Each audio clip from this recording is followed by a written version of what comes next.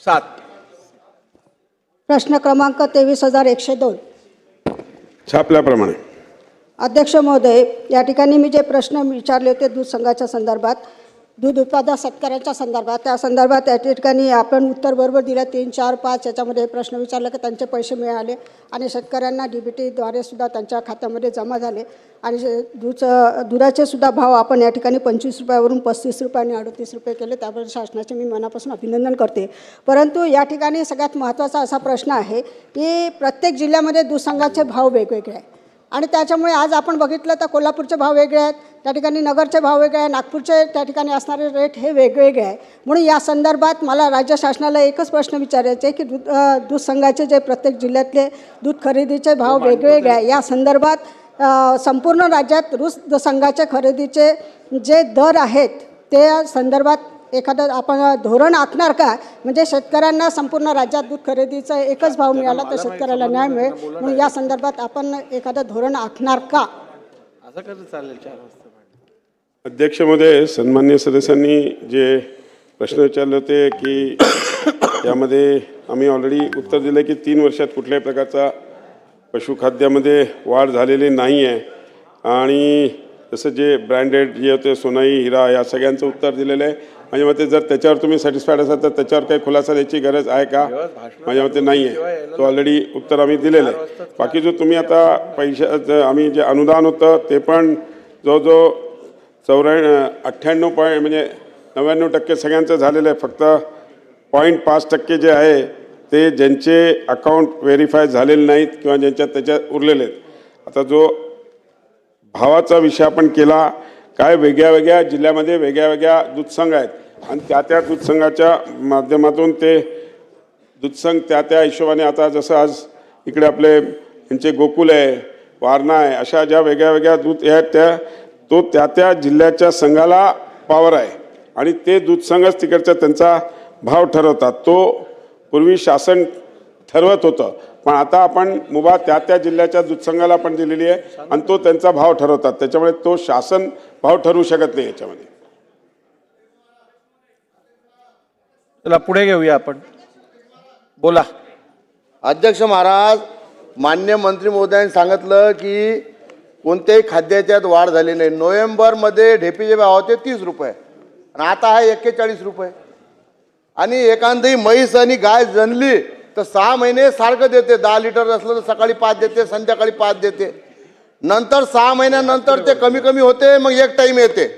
आणि हा ढेपीचे भाव, चाऱ्याचे भाव हे जे वाढून राहिले, तुम्ही सांगा वाढले नाही, हे मान्य मंत्री महोदय हे दर महिन्याला बदलून राहिलेले आहेत. आणि आपण कृषी विभाग म्हणतो वैरण विकासाचा कार्यक्रम करतो. जे वैरण विकासाचं जे बी देतात ते साहेब निघतच नाही. मी दूध उत्पादक शेतकरी आहे, कृषी विभागाने त्याला बी निघतच नाही. तर दुधाचे जे दूध उत्पादक शेतकरी आहेत त्यांना लॉस होऊन राहिलेला आहे. कारण त्यांना जे लागते, म्हशीला ढेप लागते, चुरी लागते, जे फीड लागते, त्यामुळे दूध आता न परवडण्यासारखं झालं आहे. तर तुम्ही दुधाच्यासाठी फरक देऊन राहिले, पण या फरकामुळे काय होऊन राहिलं, जनावर जे दुधावून कमी झालं ते कटाईला चाललं.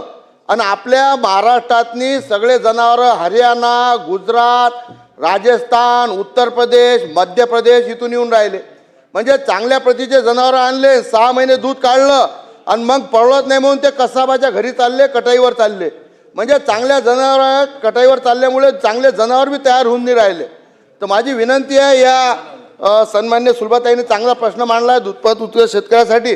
तर दुधावर तुम्ही सबसिडी देऊन राहिले शेतकऱ्याला, पण चाऱ्याच्या संदर्भात आपल्या शासनामार्फत एक समजा ज्याच्या इथं जनावर आहे त्याला समजा एका जनावराच्या मागं ढेप लागणारी समजा महिन्याला समजा 5 क्विंटल ढेप ते अर्ध्या किमतीतनी किंवा कमी भावात किंवा ढेपीवर आपल्याला सबसिडी देता येईल काय? जसं आता PKV आहे, PKVमध्ये मोठ्या प्रमाणात हरभरा निघते, तर दूध उत्पादक शेतकऱ्यांना ते हरभऱ्याचा कुटार कमी दरात देता येईल काय? याच्यावर सरकार विचार करणार आहेत काय?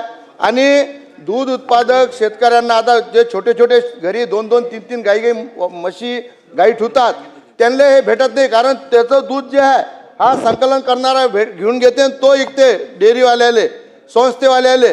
त्याच्यामुळे जो तुम्ही 5 रुपये 7 रुपये देता तो चिल्लर जो दूध उत्पादक आहे त्याला भेटत नाही, तर तो त्या संस्थेला जाते. म्हणून चिल्लर जे दूध उत्पादक आहे त्यांच्यासाठी कोणती स्कीम आपण आणणार आहे का दूध उत्पादक शेतकऱ्यासाठी, असे माझे 3 प्रश्न आहे.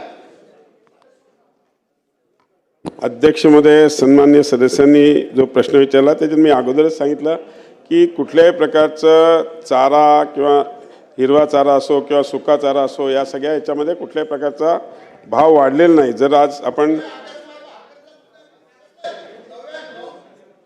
बसा, होऊ दे, उत्तर होऊ दे, बसा.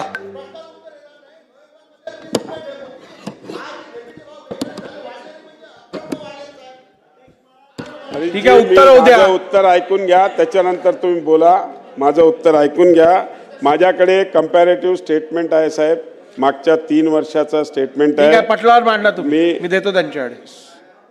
आज ब्रँडेड जे पशुखाद्य होते, जसं सोनई असेल, हिरा असेल, सुग्रास असेल किंवा इंद्रनीळ, या चारही कंपनीचं 23-24 मध्ये जसं सोनईचं 32 रुपये होतं, 24-25 मध्ये 31 रुपये किलो झालं आणि 25-26 मध्ये ते पुन्हा एकदा 31 रुपये किलो.